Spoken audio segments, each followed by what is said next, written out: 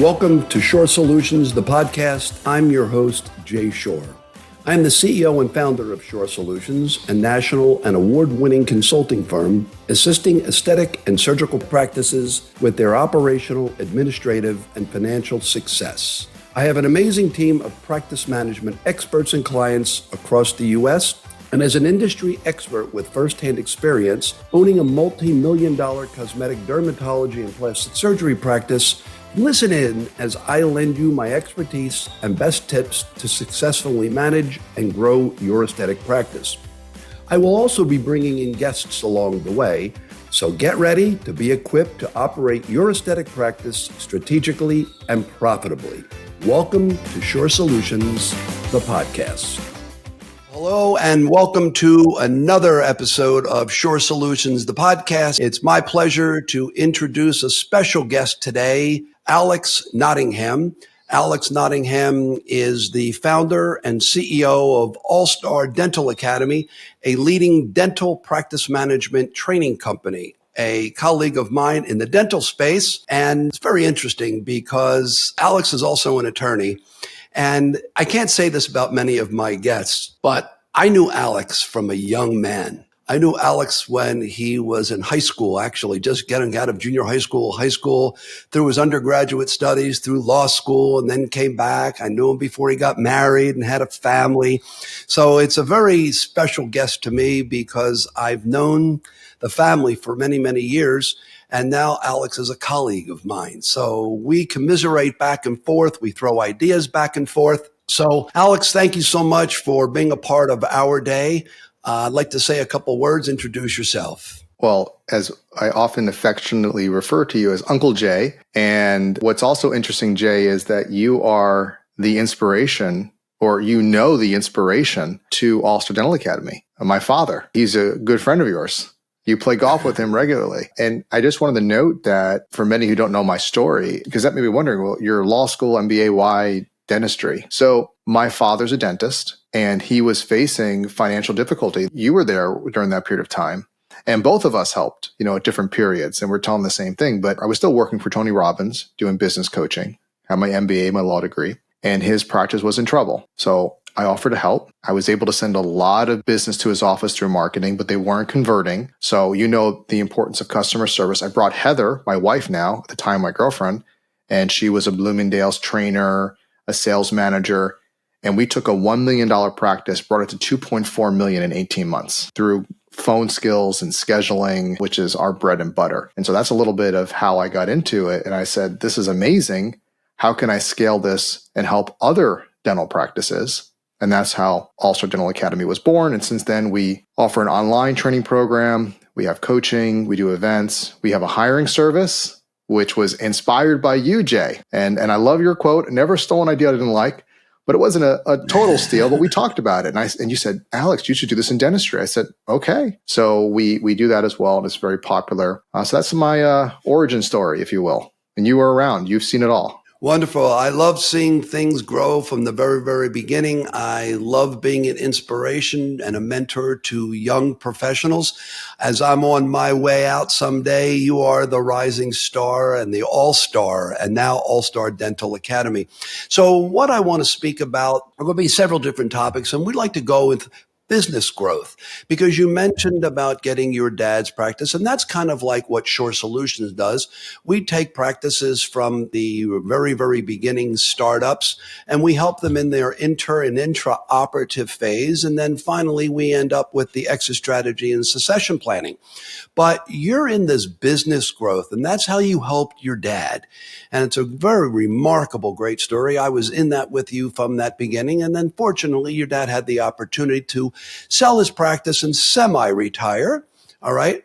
But let's talk about business growth, because when we talk about business growth, I really want to know, what is the business growth formula? Is there a real formula? Is it just words? Define what that means to you. So the business growth formula, we talk about this. I do a webinar a few times a week, and it's part of the webinar. And this formula was adapted. I'm borrowing your line again, never stole an idea I didn't like, but I'll use a different word, a different phrase. When I was working for Tony Robbins, he would teach us model the best in business. And we worked with Jay Abraham over there at Tony Robbins for many years and Scott Hallman. And there was a model that Jay, same name, he had this formula that he used in terms of how businesses grow. And so I adapted that for dentistry. And I'll kind of give you the formula, kind of how it works here. There's only 4 or 5 steps. So the first step in any business, and again, you can apply it to medical as well, you got to have some sort of marketing coming in. It's going to be internal marketing or it's going to be external marketing. Internal marketing is referrals, external marketing, SEO, pay-per-click, websites, what have you. And then if you do take insurance, so if you're medical or dental, you take insurance. If you're not in that industry, don't worry about it. There's other ways. But that can also be a marketing source, a way of getting new patients to engage. Now, how do they typically engage you? What's the first step? Well, usually it's by phone or by email. They'll find you either on social media, they'll find you on Instagram, Facebook, your website, and that's what you have been very instrumental in helping practices like that. And then they'll call or send an email. And what was interesting is at the dental office for my father, we would get a lot of emails too. And it was amazing. The emails didn't convert as well. You could say the email is kind of gray area, but we can lump them together, email conversion. But ultimately, there has to be a conversation. We got to have a phone call or some interaction to then cross the threshold into we're going to have an appointment. We're getting there. So the first step is a phone call. And that's where 80 to 90% of the magic happens of the conversion from marketing. Just think about it. If we start, and I'll give you some numbers to this as well. I'll give you the numbers in a moment. But you have to convert the phone call. That's your biggest step. Then after the phone call, they got to show up. We have my head instructor at All-Star. He'll lose his mind when it comes to broken appointments. But they happen, and they're killers. They're production killers. All the because time. You're losing production and you're paying the providers. Then they show up. Now, the goal is that they accept treatment. Now, we provide them treatment to help, and the goal is to have them accept. So we have case acceptance. And this is the same because I know you play a lot in the aesthetics medical. So we have these big deals that are going on. We call it the conversion cascade. And we have the cylindrical conversion cascade, which is market to call, call to consult, consult to treatment, treatment to retreatment, and it goes to referrals in that circle. And this is similar. I have it going in the visual on the webinar goes this way. So case acceptance, then referral, and then that's revenue. And then the referrals kind of circle. But actually, technically, yes, the referrals can go back into the marketing bucket. But the way I do it from an analysis perspective, let's just do some basic numbers here. Let's say you have $1 million practice, whatever that might be, medical or dental. And let's say that 35% of phone calls convert into an appointment. And that, based on call tracking research that we've studied, that's about the number 35%. And maybe different in medical, but let's just say 35% for argument's sake. So you start with $5 million in opportunities, and 35% of 5 million is 1.75 million, which means all the rest, what is that, 3.25, is gone. Yes. It's gone. So you have the opportunities because you had to get somewhere. So now you're at 1.75. Now only 85% we find, and that's being very generous, show up for appointments. So now that 1.75 drops to 1.5. Now we're still dropping, but you can see the biggest dip was phone skills. That's why we've positioned ourselves as the phone skills experts in dentistry. This is so important. Then just 60% will accept treatment, Jay. So now we drop to $900,000. That's a good number. If we get 60% or better, we call that a good number. So we're on the same page. Again, these are all research numbers. And then we see about 15% will refer on average. On really good companies or good offices will be more, but let's say 15%. So now that bumps us up to 1 million, just for easy math. We started at 5, and through all these dips, we ended at $1 million. Does that make sense? Yeah, of course it does. So in that conversion ranking, which I call the conversion cascade, in order to get a greater market share, there's only a certain amount of dentists oral maxillofacial surgeons, all in that dental market for you. We're more penetrated because we have doctors and we have estheticians and we have nurse practitioners and physician associates. So there are more actual practitioners in our marketplace to treat. Now you're speaking hopefully more on the cosmetic side, and that's the route that I took with your dad and my wife did, that's where this comes in, so you have to end up, in order to get a greater market share, it's either one of two things. And I call it the pizza pie scenario. And that's if there's only a certain amount of market share in there, your competition is going to take a piece of that. How do you increase the market share? I say make a bigger pizza, all right? Because there's only a certain amount of people that can get that. How did you design this business growth formula? Well, like I said, it was modeled from Jay. And I just looked, I have the numbers that we know from the research that we've seen. And then we just say, what's the patient experience journey, essentially? What's the journey? We know we have to convert the phone call. We know they have to show up. They have to accept treatment. And then they refer. Those are the kind of key points of training that we do. And we say, oh, that's the patient experience. Notice that the business growth formula is the patient experience monetized. Because often the patient experience is just this nebulous concept, but we're monetizing it. Now, I'm not saying that the business growth formula is something that you're going to use as your key performance indicator necessarily. It's a very gross example, but it gives you the idea from the macro perspective of what can happen. So let me give you a couple examples here just to put the magic of the business growth. If we can improve each area by a net 5% only, this is the power of incremental improvement, okay? That 5 million in opportunities, instead of being 1.75, we convert 40%, from 35% to 40%. Now we're at $2 million. That's $250,000 more of the next step because of we improve phone skills. Then each area we've improved 5%. So showing up is 90%, 1.8 million, 65%, 1.2 million for case acceptance, and then 20% refer, 1.4 million. So Jay, I know you're pretty good at math. What was the difference? We were $1 million practice. Now we're 1.4. $400,000, which is a 40%, increase on that. And here's my thing. When you do that, the net profit is going to be substantially higher because your fixed costs are already being paid. So what on that incremental revenue substantially to the net profit is going to be greater because you don't have to pay the fixed expenses that are already there. All right.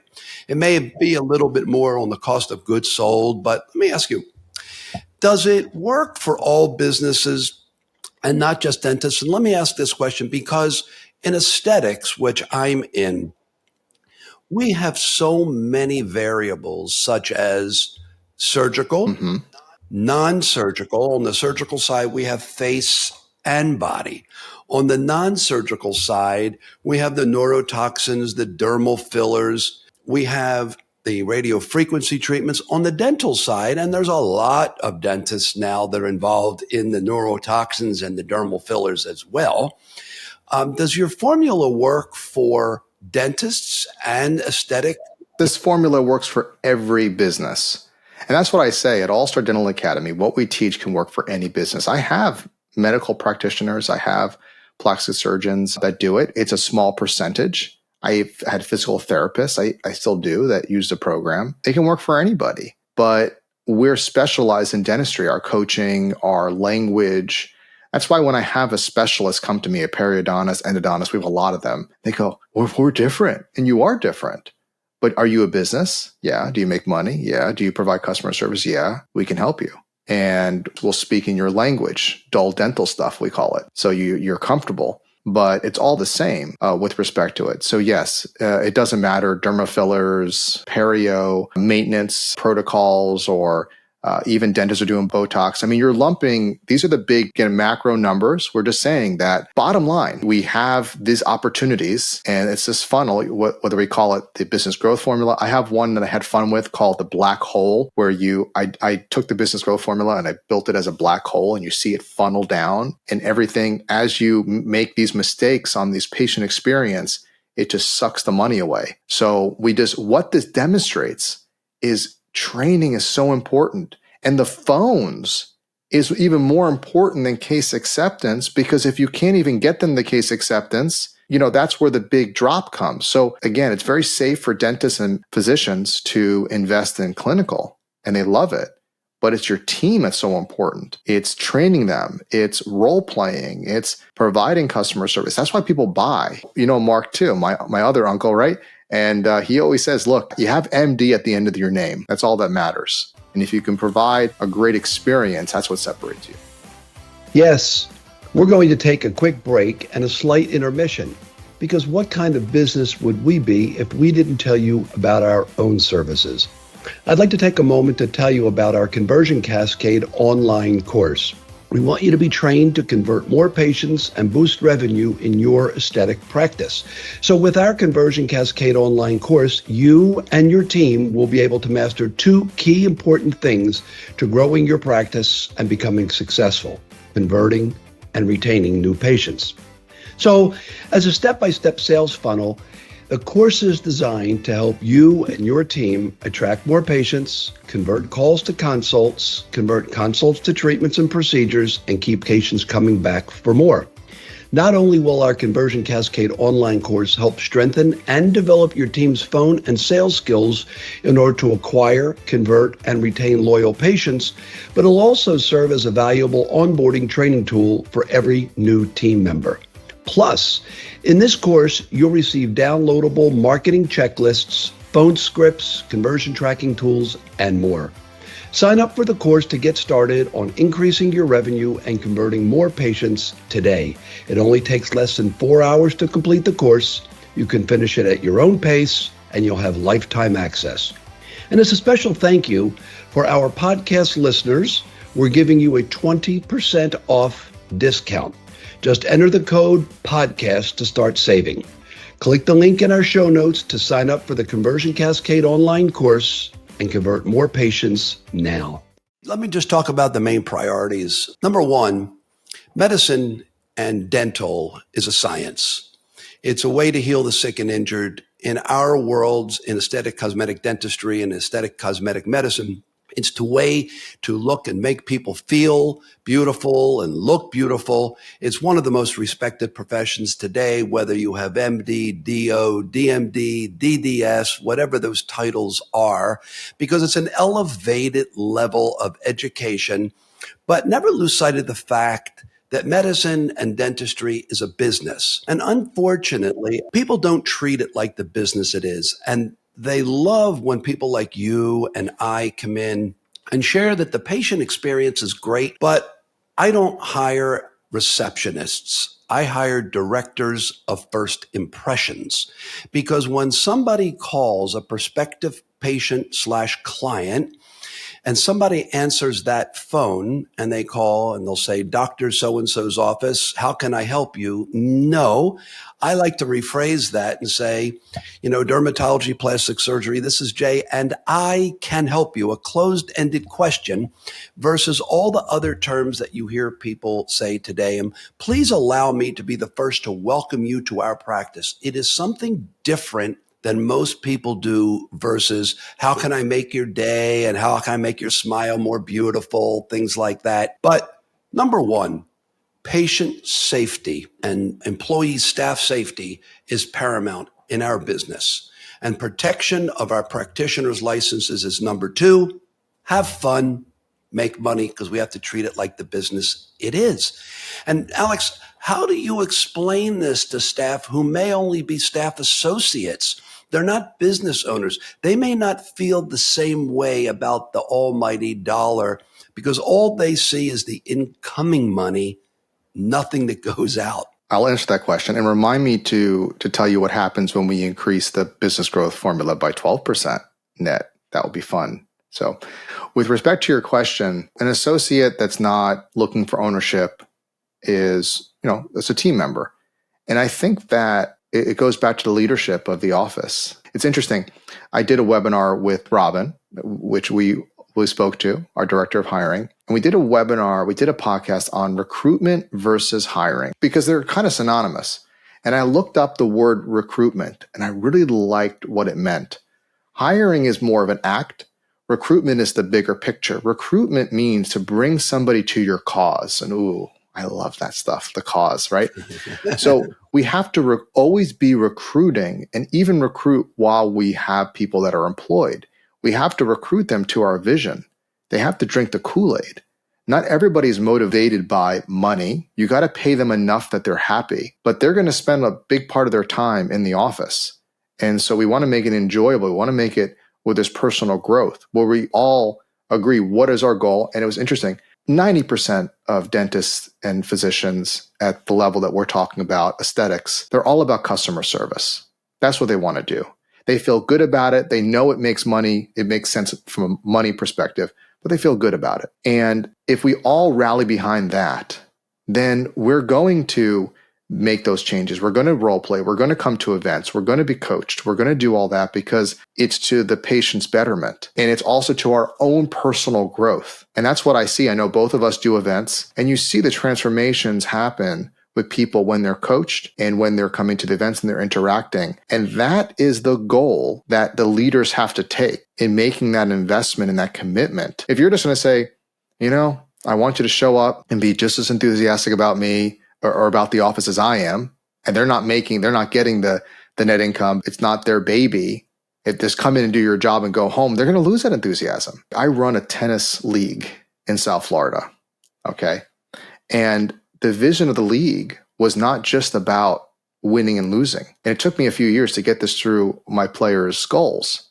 But now they're seeing it. They're like, this is a fraternity. This is something important to me. The mission, the vision, right? And as small as that, you'll see your team be more interested in their tennis league or their sewing club or whatever they're doing. And you want that same mentality when they come to the office. It's like a club for them. We're working, but we're working towards a vision. We're passionate about it. There's several stages in that recruitment. And, as we start, there is the recruitment to get good team members, but it's the recruitment first, then it's the interviewing, then it's the hiring, then it's the training, then it's incentivization, and then it's retaining. Because in the world of quiet quitting, and I didn't invent this term, quiet quitting, I laughed because I was watching something on one of the major news channels last week, and I was seeing how people, it's the younger generation, they record a video of them resigning and sending it on to their boss. I also heard there was somebody in Walmart that got on, attention shoppers, this is Jay Shorr, I quit. And I'm thinking the nerve of somebody to actually do that. But they're not feeling the love that we felt many, many years ago. And everybody is really worried about the dollar versus how these people make a difference in your business. And Alex, comment on this, if you will. They have always said that money is not necessarily the number one reason that people stay. Young people didn't understand that. When you gave me that example, first of all, that person would not do that to their tennis league or their Rotary Club, or I know you do a lot with charity. They wouldn't do it for their charitable institution. And I have a YouTube channel, both for All-Star Dental Academy and for just my own musings on wealth and mindset and productivity. And what I did was on the 6 Human Needs by Tony Robbins, my mentor. And what I hear from this guy, there's a need called significance. We want to feel significant. And not everybody has a different way of expressing that. And this person that's saying, I quit, they want significance. They want that attention. And so their need isn't being met. Is it any different in your marriage? It's true. Right. And the more that you can touch on these human needs, significance, certainty, variety, growth, the more you can touch on these needs for your employees. Tony says if you can get 4 or more of these needs met, it becomes an addiction. If you can give people certainty in your office, that they know that their paycheck is safe, if you can give them variety, something new to do, If you can give them significance, they feel good about what they're doing, right? If you can give them love and connection, they feel connected to the practice and growth. They would never do something like that. They're hooked. It's a drug. And so we joke, drink the Kool-Aid. That's what it's about. I mean, we use the word, there's even books written about this. You take the word cult, you back it up a little bit, and that's what you want. You don't want the crazies, but you want people that love what they're a part of. Does that make sense? Yeah, of course it does. We talk about training, and your mentor is Tony Robbins. Mine was Steve Jobs. I love Steve. And, we talk about training, and he gave an example when I was listening to him, and somebody said to him, well, training, because he lets everybody teach him, not he teach them. And I thought that was a great way to run a business. Somebody said to him, well, Steve, what happens if we spend all this money in training and they leave? And he sat back for a second, and he looks like us with the hair, right? And he says, but what if I don't train them and they stay? Well, I like that. And I thought that was probably one of the best things I've ever heard, because if you don't train them and they stay, you've got an uneducated robot, all right? If you train them and they leave, no, so be it, that at least you got from them what you put into them at the time, all right? First of all, let me just say, I love that quote. I got to write that down. You're just an endless sea of these great wisdom and quotes. That's a good one, because I talk about that a lot too. I never stole an idea. I know, and I want that one. And I know you're so happy for me to take it. That's a good one, because I do talk about that. People say, well, I'm going to wait to train because I don't have the right team. Well, is it better to have the wrong team not trained or the wrong team trained? Which is exactly what you're saying. In my former practice, we had training every week. Yes. And people said, and we would close a half a day Wednesday, and then the following week, a half of a day on Friday. And other practitioners used to say, you spend an awful lot of money in training. I said, I don't spend anything, I invest. That's right. Because the money that it costs me to train, that I invest, I'm getting back tenfold in their ability to properly secure. So I said, marketing. Marketing is the Kool-Aid that started this conversation, all right? Because the marketing is what drove the phone call as you went through all your scenarios of what percentages of the people actually will answer the phone once you went to the market. That's even the worst. They call, they leave a message, or the marketing that you've spent, and they send an email and nobody responds. And if you think that patient is only calling you, you are sadly mistaken. That's right.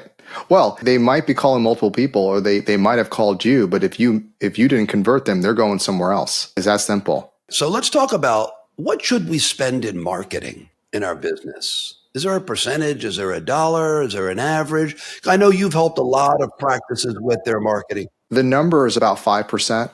2 to 5%. And if you want to be really aggressive, 10%, that's high. We kind of joke when it comes to insurance companies that insurance companies say that they're marketing, but insurance companies are writing off 40+%. I would never work with a marketing company that I had to pay 40%. So that's not good marketing. But 5% is a safe number. All right. So what marketing sources? Now, let me just ask for a second, because don't laugh. It's going to show my age. Years and years ago in our former practice, and you know it well, it was in your neighborhood, I spent $12,000 a month, don't laugh, in Yellow Pages. That's not a problem. And it worked. Yeah, of course. No, it worked. It was the only gig in town. Can you imagine what $12,000 a month in past future to the future value dollar would be in website a month, website and PPC and Instagram, Facebook marketing? Where should I invest my money today? Yeah, that's a good point. Where to invest? Well, I'm not going to claim I'm a marketing guru anymore. I used to be, but I mean, you got to look, the basics, and this is pretty sad. You have to have a website, and some don't. It's crazy. So you're way behind if you don't. So you need a responsive, optimized website.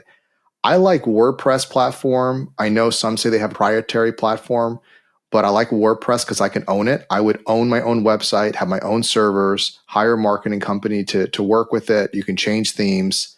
I would have a separate tracking number on everything that I do so that I can measure how many calls are coming in from each source. And I would own that. You can use call tracking metrics, or at All-Star Dental Academy for our dentists, we provide a service that they can do that where they can track. You have voice over IP, which is fine, but voice over IP will not necessarily track, unless they have that additional service, every little inbound call. They'll just track everything. So you want to be able to segment, here's how things are going. You got to optimize your website. Sorry, you got to do it. You got to compete on SEO. Google is the big bear in the room. YouTube is number 2. You should be on YouTube because YouTube's the second biggest search engine. So you got to be putting videos out there. You got to be doing social media. Social media may help you, but it can hurt you if you don't do it. You got to be on all the aesthetic platforms like Instagram, Facebook. If you want to play with TikTok, people are there. It doesn't hurt. You can actually, a lot of companies will do this for you, but you can post one place and it will broadcast in multiple places. Interact. I would do it. And if you have a team, like I have somebody in my team that loves social media and she's doing it and doing amazing. Find somebody in your team that can do it and comment, or hire it out. So those are the traditional, and then you have billboards. And I think at the end of the day, it's this simple. Look, I would try many things, but I would track everything and do what works. So if Yellow Pages still works, do it. I don't know if it's still around, but billboards, for example, and direct mail are known as a more traditional source of advertising, or TV. They may still be viable in your market. Always test and track. And then you look at your ROI. If I spend X, what do I get? But the baseline is, I would just say, Jay, is you got to have a website. You got to be doing SEO. I'd probably do some pay-per-click and social media, local search. Those are all the things you just have to do. Everybody's doing it, and you have to compete in that area if you want to be a top dog. But there's the other areas to kind of keep hunting for. But this is something that I know people might feel overwhelmed with, oh, man, so much I have to do. But it's little by little, incremental. Just take the next step. Keep working on it. Just keep your attention on training. Keep your attention on marketing. If you don't manage what you're doing, you're going to be spending a lot of money. When we're talking about the phones and VoIP, there are several platforms. There's like Ring Central. Weave is a special one that I like because they have payment systems. If you missed a call, it texts you at least to let you know that they've received the call. It is a VoIP platform, and that's a whole different topic. I'm doing another lecture on AI next time, and I'm speaking on AI and VoIP, which is the newest thing out there today. And, when we talk about marketing, don't throw your money away. If you're going to do it right. But you have to manage it and you have to analyze it. So many people have websites, and I call it the unbalanced scale. When you're just creating your website, you're going to need pay-per-click. Once you have organic and the SEO, the search engine optimization, that's able to pick up, you can unbalance the PPC. But you've got to be seen and you've got to get known, because your competitor will. And it's the amount. You throw enough spaghetti against the wall, whatever sticks is when they're going to get there. Alex mentioned in the very beginning the amount of declining percentages from what you don't do properly. Right. And the amount that you're losing is actual physical dollars, which is more profitable because your fixed costs are already spent. I think that many practitioners don't realize they're bleeding money. In my webinar, I call it the silent killers in your practice. Phone skills, scheduling, turnover, or actually disengaged team is what I call it. You're bleeding. Now, here's as we get to the conclusion of our vision here of the podcast. What happens if we add a net 12% to the business growth formula? The 5 million, if you're at 47% conversion, you're at 2.4 million. If 97% show up, 2.3 million. 72% accept treatment, 1.6 million. 26% refer, 2 million. So Jay, our mathematician, we were $1 million practice. We improved each area by net 12%. The revenue is now 2 million. How much did we grow? $1 million. We doubled our business. That's why I was able to more than double my father's business, because we killed it in a good way on the phone. and people were showing up. They were accepting treatment. No wonder so the point is, you got to play on each level.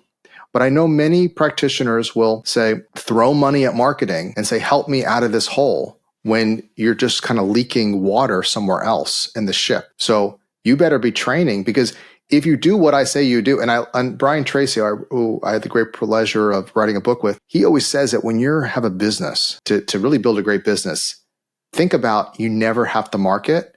Could you still survive? And so if you do what I'm saying with the business growth, and you're training and you're converting and people are referring, you'll never have to spend a dime on marketing. That's your baseline.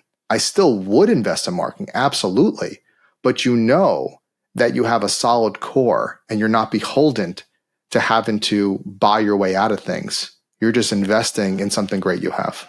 The only concerns I have with that is that you will have incremental growth revenue on upselling the upsell and referral, but you're not really going to generate new growth. I have a saying, you can steal this one too. I like to eat what I grow. People use the expression, well, you have to eat what you kill. I don't eat what I kill, because when I kill it, it's dead. I eat what I grow, the difference between an annual and a perennial. I want it to keep generating and regenerating, because the more new people you get in, the more referrals that you will get in, which arithmetically progress. And that is where growth comes from. I'll tell you, I have practices that cannot spend on marketing. They had to shut it down because their log is 6 months. They're getting so much activity from referrals and from people that continue to come back for recares, right? So they have that ongoing revenue, and then they're doing cosmetic work, that they're just so full. And you see some of these great plastic surgeons that you work with. And remember, when you say there's no marketing, of course they have a website, they're on local, but they're so well known. People are calling, and you don't have to, like my father, for example, he's retired. He works part-time. He still has the website. He's still getting phone number. I haven't touched that website, and it's still generating phone calls. So the point is, I like what you say. You should eat what you grow, and still invest in marketing. It's just good business to do both. Now, obviously, you can hurt the patient experience if people are calling and you can't get them in. So you can dial it down. But also, there's this line that everything is marketing. But the beautiful thing about the business growth formula, Jay, that can put a lot of people to rest, kind of at ease, is that I can double my business without having to spend a lick on external marketing. Theoretically, I still believe, both of us agree, you should invest in marketing. Both. That's just good business. But you know you're not beholden to it. With that, we've hit our time. And boy, time goes so fast when you have a good time. I would like to personally thank Alex. I love doing this with you, Alex. It makes me feel, I don't know if it makes me feel old. I'm at the end of my rope for another 10 years that I may want to continue to do this, but I love seeing the new guy like yourself has been doing this for a while now coming in. And since I've known you as a young man, and it's really an honor and a pleasure to have you. And I look forward to being on your podcast as well. Thank you, Jay. Thank you so much. So that wraps up today's episode of Shorr Solutions the Podcast. If we mentioned any website links, you can find them in our show notes. To work directly with me and our award-winning team of consultants to increase efficiency, increase revenue, and decrease costs in your aesthetic practice, schedule a free consult with us today. We will help you establish and refine your aesthetic practice's protocols for maximum efficiency and productivity, decrease your expenses, and increase your profitability with an expert financial analysis of your business, attract more patients, convert calls to consults, convert consults to treatments, and keep patients coming back for more with our sales training, coaching, and complimentary access to our Conversion Cascade online course. Recruit, hire, and train new team members and manage any staff turnover with our human resource expertise, plus more. Head over to our show notes and click on the link to schedule a free 30-minute consult with us today. And if you enjoyed today's episode, don't forget to spread the word and share this episode with your friends, colleagues, and the rest of your team. Remember to also follow us on social media at Shorr Solutions and sign up for our e-newsletter. You'll learn about our latest tips, blog posts, services, videos, webinars, and more. Links to our social media channels and to sign up for our e-newsletter are in our show notes. So see you next time, and remember to leave us a review and subscribe for more valuable content.